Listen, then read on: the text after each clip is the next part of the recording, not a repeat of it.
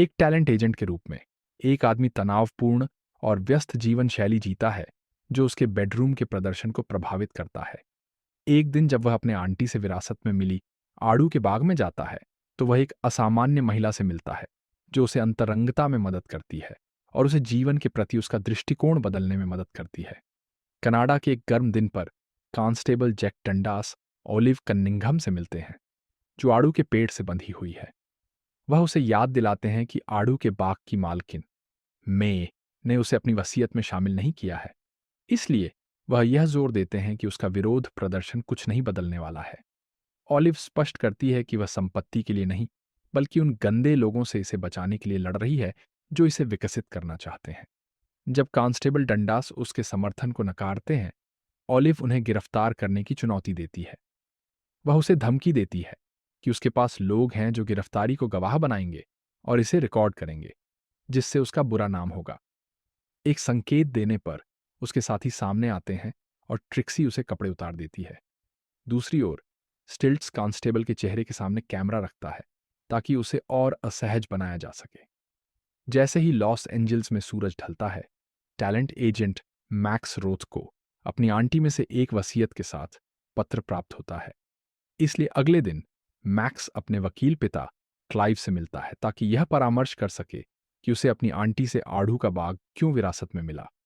हालांकि वह मदद करना चाहता है, क्लाइव सुझाव देते हैं कि यह बेहतर होगा कि वह अपनी मां से इसके बारे में बात करें, खासकर क्योंकि मैं उसकी बहन है। अपने पिता की सलाह का पालन करते हुए मैक्स अपनी मां वैल से मिलने जाता है। हालांकि वह यह स्वीकार करती है कि उसे भी इसका कारण नहीं पता, क्योंकि वह मे के साथ ज्यादा करीब नहीं थी। इसके बजाय वह बताती है कि मैक्स को अपनी बचपन की गर्मियों में अपनी आंटी के बाग में समय बिताना बहुत पसंद था। मैक्स अभी भी अपनी बचपन की याद से जुड़ने में कठिनाई महसूस करता है, इसलिए वह बाग को बेचने का निर्णय लेता है। वैल उसके फैसले को स्वीकार करती है और इससे विवाद नहीं करती। इस बीच आड़ू के बाग में डॉन चेरी, एक रियल एस्टेट एजेंट, आड़ू के बाग को एक ब्रोकर और उसके ग्राहकों से परिचित कराता है।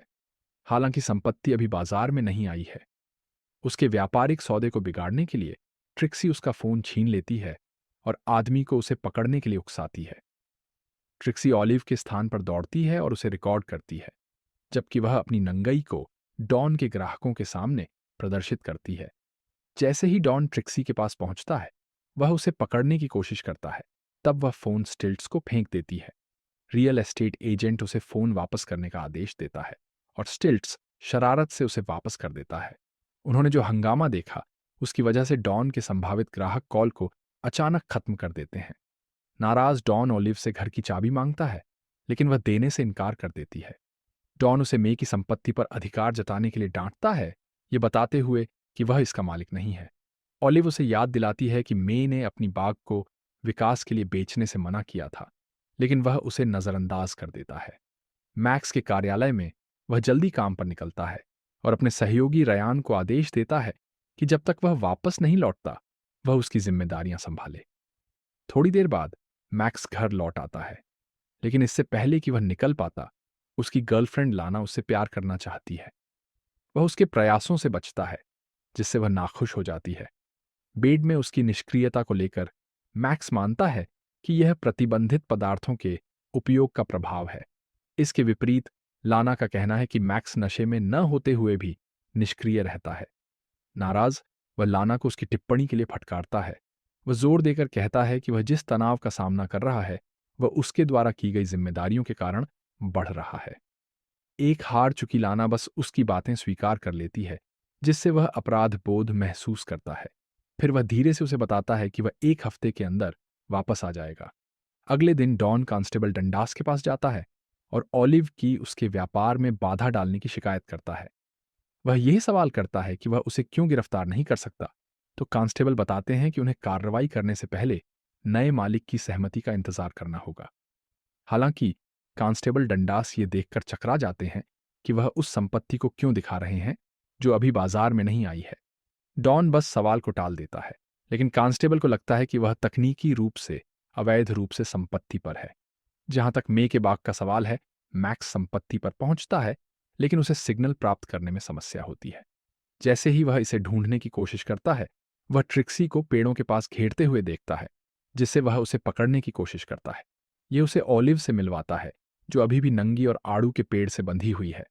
दृश्य की विचित्रता को देखते हुए मैक्स ऑलिव से पूछता है कि क्या यह उनके शहर की कोई परंपरा है, और वह पुष्टि करती है, उसे अजीब महसूस कराने की उम्मीद करते हुए। मैक्स इसे नज़रअंदाज कर देता है और मे शुगर के घर का स्थान पूछता है। ऑलिव उसे सही स्थान नहीं बताती, बल्कि उसे अपनी आंखों से देखने के लिए कहती है। जैसा कि उसने कहा था, घर बाग के पार ही था और मैक्स जल्दी से उसे देख लेता है। घर जाने से पहले ऑलिव उसे बताती है कि शुगर में का असली नाम नहीं है। मैक्स उसे बताता है कि वह इसके बारे में जानता है और जोर देकर कहता है कि वह उसका भतीजा है। इसी दौरान ऑलिव उससे पूछती है कि क्या वह घर रखेगा, लेकिन वह इस विचार को नकारता है। घर के अंदर अजीब सी चीजों का ढेर मैक्स का स्वागत करता है, जो उसे रोमांचित करता है।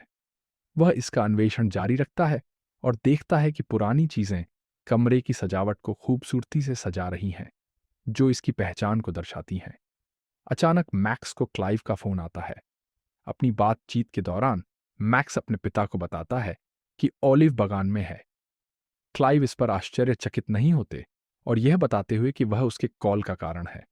वह बताता है कि ओलिव एक कट्टरपंथी प्रदर्शनकारी है, जो मे के वसीयत को चुनौती दे रही है। मैक्स की उलझन को भांपते हुए क्लाइव यह समझाते हैं कि ब्रिटिश कोलंबिया में विशेष कानून है जो वसीयत में बदलाव की अनुमति देते हैं। क्लाइव से बातचीत करने के बाद मैक्स मे के घर से बाहर ऑलिव से मिलने जाता है। वह उसे पानी देने की कोशिश करता है, लेकिन वह उसे नहीं पी सकती क्योंकि उसकी वर्तमान स्थिति ऐसी है। इसके बाद मैक्स उसे वसीयत को चुनौती देने के लिए लताड़ता है और प्रस्ताव करता है कि वे इस पर बात करें। ऑलिव उसकी बातों को नजरअंदाज करती है और उससे पूछने लगती है कि क्या वह जानता है कि मे की मृत्यु कैसे हुई। मैक्स जवाब देता है कि वह हृदय रोग से ग्रस्त थी, लेकिन उसकी प्रतिक्रिया ऑलिव को चिढ़ा देती है। उसे समझाने के लिए ऑलिव झिझकते हुए यह स्पष्ट करती है कि मे का दिल तेजी से धड़कने के कारण रुक गया था। वह यह निष्कर्ष निकालने लगती है कि मैक्स अपनी आंटी के बारे में बहुत कम जानता है। अगले दिन कांस्टेबल डंडास मैक्स से मिलने आते हैं और ऑलिव को संपत्ति से बाहर निकालने में मदद करने का प्रस्ताव रखते हैं। मैक्स उनका प्रस्ताव स्वीकार करता है और उन्हें अंदर आने के लिए आमंत्रित करता है। उत्सुकता से मैक्स कांस्टेबल से पूछता है कि क्या वे बाहर खड़ी महिला को गिरफ्तार करेंगे, लेकिन वह नकारते हैं। वह स्पष्ट करते हैं कि ऑलिव का एक बड़ा भाई है जो उसे आमतौर पर संभालता है। उसी समय डॉन आता है, जिससे कांस्टेबल डंडास को जाना पड़ता है। डॉन ये बताता है कि उसके पास कुछ लोग हैं जो उसकी संपत्ति खरीदना चाहते हैं, और मैक्स अपनी रुचि व्यक्त करता है। जबकि वे अभी बातचीत कर रहे थे, कांस्टेबल उन्हें सूचित करता है कि ऑलिव गायब है। वह सोचता है कि वह शायद अपने भाई के पास गई होगी, लेकिन वह घर की जांच करने की प्रक्रिया शुरू करता है। अंदर जांच करने के बाद कांस्टेबल को ऑलिव का कोई निशान नहीं मिलता। इसलिए वह बस मैक्स को अपना कॉलिंग कार्ड दे देता है, ताकि अगर उसे कोई परेशानी हो तो वह संपर्क कर सके। जैसे ही वह अंदर लौटता है, मैक्स पेंट्री से आवाजें सुनता है। संदेह बढ़ने पर वह दरवाजा खोलता है और ऑलिव उसे खाने में व्यस्त पाती है। महिला उससे पूछती है कि क्या वह उसे पकड़ने वाला है, लेकिन वह नकारता है, ये बताते हुए कि उसके फोन का सिग्नल खराब है। उसका फोन बजता है क्योंकि रयान लगातार उसे संपर्क करने की कोशिश कर रहा है। तुरंत वह घर से बाहर निकलता है ताकि बेहतर सिग्नल पा सके। मैक्स को पता चलता है कि रयान अपने लंच असाइनमेंट में एक प्रतिभा के साथ सफल नहीं हो पाया। गुस्से में मैक्स उस प्रतिभा से संपर्क करने की पेशकश करता है। दुर्भाग्यवश फोन का सिग्नल और भी खराब हो जाता है, जिससे मैक्स उससे संपर्क करने में असफल रहता है। अपनी निराशा के कारण मैक्स घर लौटता है, लेकिन रसोई में ऑलिव को देखकर उसका मूड हल्का हो जाता है। ऑलिव उसे नाश्ता सर्व करती है और वह उससे मे के अस्तित्व के बारे में पूछताछ करती है। पहले मैक्स यह कहता है कि वह कुछ नहीं जानता, लेकिन ओलिव उसकी बातों पर संदेह करती है। इस पर मैक्स स्वीकार करता है कि वह याद करता है कि मे की हंसी बहुत मजेदार होती थी और वह अपने ही मजाक पर हंसती रहती थी। इस याददाश्त को सुनकर ऑलिव हंसी से लोटपोट हो जाती है। इसके बाद वह उसे कॉफी सर्व करती है और मैक्स इस मौके का फायदा उठाकर उससे पूछता है कि वह मे से कैसे जुड़ी हुई है। ऑलिव बताती है कि वह नहीं है, जो मैक्स को उलझन में डालता है, क्योंकि वह वसीयत को चुनौती दे रही है। अपनी सफ हालांकि लाना मना कर देती है और पूछती है कि वह कब लौटेगा। उसके सवाल से थक चुके मैक्स इसका जवाब नहीं देते और जोर देते हैं कि उन्हें जाना ही होगा। लाना जल्दी से अनुरोध करती है कि वह कनाडा से उसके लिए कुछ सामान लाए। लाना के साथ फोन कॉल खत्म होने के बावजूद मैक्स अभी भी मुक्त नहीं हो पाते, क्योंकि क्लाइव उनसे संपर्क करते हैं। क्लाइव उन्हें बताते हैं कि उन्हें एक कृषि समस्या का सामना करना पड़ रहा है। एग्रीकल्चरल लैंड रिजर्व बगीचे की रक्षा कर रहा है। इसका मतलब है कि उनकी संपत्ति को कृषि भूमि के रूप में बनाए रखना आवश्यक है। क्लाइव जोर देकर कहते हैं कि यदि खरीदार जमीन का विकास करना चाहते हैं तो यह समस्या बन सकती है। इसके बावजूद क्लाइव मैक्स को आश्वस्त करते हैं कि वह एक वकील के साथ काम करेंगे जो मई की संपत्ति को कृषि रिजर्व से हटाने में मदद करेगा। कुछ समय बाद मैक्स एक दुकान में लाना के लिए संभावित सामान खोजने जाते हैं। दुकान की छत पर वे देखते हैं कि बकरियां ऊपर चढ़ी हुई हैं और सोचते हैं कि वे वहां कैसे पहुंची। दुकान में प्रवेश करने के बाद वे क्लर्क सेठ से पूछते हैं कि छत पर बकरियां क्यों हैं। सेठ ऐसे व्यवहार करता है जैसे मैक्स पागल हों और डॉक्टर बार्क को बुला लेते हैं। डॉक्टर उनसे उनके संभावित लक्षणों के बारे में कुछ सवाल पूछते हैं, लेकिन मैक्स अधिकांश को नकार देते हैं। जब वे तनाव सहने की बात मानते हैं तो सेठ उन्हें एक पदार्थ सुझाते हैं। सामान लेने के बाद मैक्स एक खेत में जाते हैं जहां वे ऑलिव को एक सूअर का पीछा करते हुए देखते हैं। वह उसकी मदद करते हैं, जिससे ऑलिव आभारी होती है। मैक्स पूछते हैं कि क्या वह खेत में काम करती है, तो ऑलिव बताती हैं कि यह उनके भाई का है। अपने भाई का जिक्र करने के बाद ऑलिव मैक्स को घुड़सवारी के खेत में ले जाती है ताकि वे उनके भाई से मिल सकें। एंडी मैक्स का स्वागत करते हैं, लेकिन मैक्स अपनी जिज्ञासा रोक नहीं पाते और पूछते हैं कि बकरियां छत पर कैसे चढ़ती हैं। खुशी से एंडी उन्हें दिखाने का वादा करते हैं। बकरियों के बाड़े में मैक्स बकरियों के साथ समय बिताते हैं और रयान के कॉल को नजरअंदाज कर देते हैं। जबकि मैक्स आनंद ले रहे हैं, रयान उनके न होने के कारण आ रही समस्याओं को लेकर तनाव में है। वह उन्हें एक वॉइस मैसेज छोड़ते हैं जिसमें वे तुरंत बात करने का आग्रह करते हैं। जानवरों के साथ समय बिताने के बाद मैक्स आसानी से एंडी के साथ मेल जोल बढ़ाते हैं, जो उन्हें मेहमान नवाजी दिखाते हैं। बातचीत के दौरान मैक्स को पता चलता है कि किसान ने खुद को रोडियो चैंपियनशिप में चोट पहुंचाई थी। उस रात मैक्स स्थानीय लोगों के साथ मिलकर मई की राख को अलाव में डालने का सम्मान करते हैं। इसके बाद एक पार्टी आयोजित होती है, लेकिन मैक्स नशे में होने के कारण अचानक चले जाते हैं। घर लौटने पर वे ऑलिव को लिविंग रूम में आराम करते हुए पाते हैं। वह उन्हें शराब का एक कप पेश करती है और दोनों आरामदायक चुप्पी में डूब जाते हैं। मैक्स अभी भी सोचते हैं कि उन्हें बगीचा क्यों विरासत में मिला, लेकिन ऑलिव को भी यह नहीं पता। मई और ऑलिव के संबंधों में बढ़ती रुचि के साथ मैक्स उनसे पूछते हैं कि वह उनकी आंटी से कैसे परिचित हुई। ऑलिव बताती हैं कि मई ने उन्हें और एंडी को उस समय पनाह दी थी जब वे सिस्टम से बाहर थे। फिर जब एंडी ने बचाए गए जानवरों के साथ एक खेत शुरू किया तो मई ने उसे प्रबंधित करने में मदद की। मैक्स पूछते हैं कि मई क्या करती थी और ऑलिव बताती हैं कि वह लोगों को खुशी देती थी। हैरान होकर मैक्स पूछते हैं कि क्या यह घर कभी वेश्यालय था, और ऑलिव इसकी संभावना की पुष्टि करती है। इसके बजाय विस्तार से बताने के ऑलिव इसे टालते हुए घोषणा करती हैं कि उन्हें नहाना है। वह बिना झिझक कपड़े उतारती हैं और मैक्स को साथ आने का निमंत्रण देती है। एक पल के लिए मैक्स समझदारी दिखाने की कोशिश करते हैं, लेकिन वह उनके आकर्षण का विरोध नहीं कर पाते और उन्हें जल्दबाजी में लेने की कोशिश करते हैं। हालांकि ऑलिव उन्हें दूर धकेल देती है और इस बात पर जोर देती है कि वह उनके अंतरंग संबंध को एक काम की तरह मान रहे हैं। इससे मैक्स नाराज हो जाते हैं और मायूस होकर बैठ जाते हैं। ऑलिव उनसे नृत्य करने की गुहार लगाती है, लेकिन वह मना कर देते हैं। फिर भी ऑलिव उन्हें मनाने के लिए दृढ़ रहती है और अंततः मैक्स मान जाते हैं। नृत्य करते समय मैक्स गलती से कुशन पर गिर जाते हैं और ऑलिव को भी साथ खींच लेते हैं। उनकी नजदीकी के कारण वे अपनी इच्छा को रोक नहीं पाते। अंततः वे एक कोमल प्रेममयी संबंध में लीन हो जाते हैं। अगली सुबह सुनवाई के दौरान ऑलिव के पास कोई वकील नहीं होता जो उनका मामला संभाले।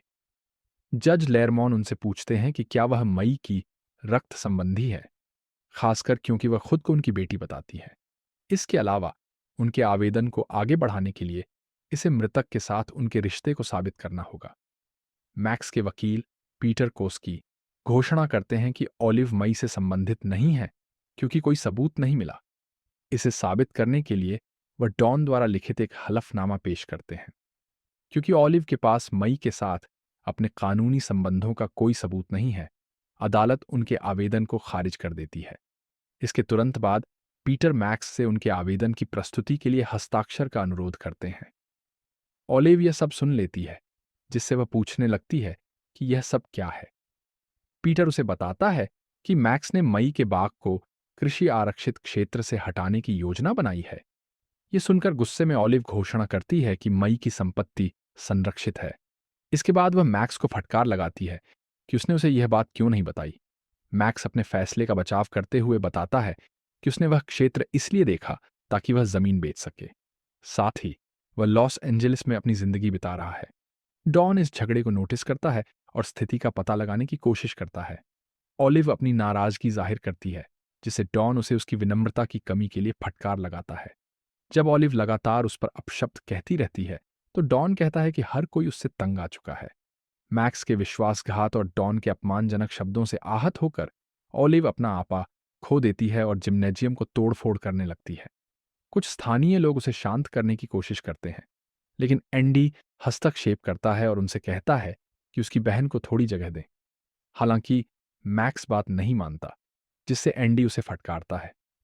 ऑलिव के साथ हुई इस मुठभेड़ के बाद मैक्स अपने जीवन के बारे में सोचने लगता है और लेखन फिर से शुरू करने की कोशिश करता है। बाद में वह मई के संग्रह के कुछ कीमती सामान पैक करता है और एक पुराना फोटो एल्बम खोजता है। इसे पलटते हुए वह अपने दबे हुए बचपन की यादों में खो जाता है। एक दिन मैक्स एंडी के फार्म पर जाता है और उसे मई के संग्रह से भरी एक टोकरी देता है। वह एंडी से ऑलिव की हालत के बारे में पूछता है, लेकिन एंडी उसे खुद पता लगाने की सलाह देता है। हालांकि वह ऐसा करना चाहता है, मैक्स संकोच करता है और एंडी को अलविदा कह देता है। लॉस एंजलिस लौटने पर मैक्स अपनी तेज रफ्तार जिंदगी में वापस आ जाता है, लेकिन उसे वह संतोषजनक नहीं लगती। घर पहुंचने पर लाना उसे प्यार से गले लगाती है क्योंकि वह उसका ध्यान चाहती है। मैक्स बताता है कि वह काम कर रहा है, लेकिन लाना उसे पकड़कर रखती है। जब मैक्स उसके प्यार का जवाब नहीं देता, तो लाना उनके रिश्ते को खत्म करने की घोषणा करती है और मैक्स सहमति दे देता है। अगले दिन काम पर मैक्स को डॉन का फोन आता है। डॉन उससे पूछता है कि क्या वह संपत्ति बेचना चाहता है, लेकिन मैक्स सोचने के लिए समय मांगता है। कुछ मिनटों के विचार के बाद मैक्स कॉन्फ्रेंस रूम में जाकर अपने सहकर्मियों को बताता है कि वह अपनी नौकरी छोड़ रहा है। उस दिन मैक्स कनाडाई सीमा पर पहुंचता है, जहां गार्ड उसे बताता है कि उसकी गाड़ी की तलाशी ली जाएगी। दुर्भाग्य से गार्ड को प्रतिबंधित पदार्थों से जुड़ा सामान मिलता है, इसलिए गार्ड उसे सीमा पार करने से रोक देता है। क्लाइव इस पर मैक्स को फटकारता है, लेकिन मैक्स इसका मालिक होने से इनकार करता है। उन्हें यह नहीं पता होता कि यह सामान लाना का है, जो उसने मैक्स की गाड़ी उधार लेने के बाद वहां छोड़ दिया था। अब मैक्स सोचता है कि वह संपत्ति का क्या करेगा और क्लाइव उसे इसे बेचने की सलाह देता है ताकि वह अपनी सामान्य जिंदगी में लौट सके। लेकिन मैक्स इसके विपरीत जीने की इच्छा जाहिर करता है। बाद में अपने कमरे में मैक्स डॉन को फोन करता है और उसे संपत्ति बेचने की अनुमति दे देता है। इस फैसले के कारण कांस्टेबल डुंडास एंडी के पास जाता है और संदेश देता है कि मई का बाग बिक चुका है। उसी समय ऑलिव वहां आती है और माहौल में उदासी देखती है। एंडी मई के बाग की स्थिति का खुलासा करता है, जिससे ऑलिव निराश हो जाती है। इसी कारण ऑलिव उन्हें आदेश देती है कि बाग के पेड़ों के कटने से पहले वहां से आड़ू तोड़ लें। उसी दिन ऑलिव मैक्स को फोन करके संपत्ति बेचने के लिए उसे फटकारती है। मैक्स बताता है कि उसे सीमा पर समस्या का सामना करना पड़ा था, इसलिए उसे इसे बेचना पड़ा। फिर भी वह सकारात्मक है क्योंकि डॉन ने बताया कि वे संपत्ति को एक बिस्तर और नाश्ते की जगह में बदल देंगे। ऑलिव उसे डॉन पर विश्वास करने के लिए डांटती है क्योंकि वास्तव में जमीन पर कॉन्डोमिनियम बनाए जाएंगे। ये जानकर मैक्स पछताता है क्योंकि डॉन की योजनाएं मई के उद्देश्य के विपरीत हैं। शरद ऋतु में मैक्स अकेला यात्रा कर रहा होता है, तभी उसे एक संकेत दिखता है कि एक अंगूर का बाग बिक्री के लिए है। वह खुद को यकीन दिलाता है कि यह उसके लिए नहीं है, लेकिन फिर भी वहां जाने के लिए कार मोड़ देता है। वहां पहुंचने पर एक व्यक्ति जिसका नाम फायर है, मैक्स का स्वागत करता है। वह उसे अंगूर का बाग दिखाता है और मैक्स ये देखकर हैरान होता है कि जमीन बंजर है। इसके बावजूद मैक्स आशावादी रहता है और अंगूर के बाग को खूबसूरत मानता है।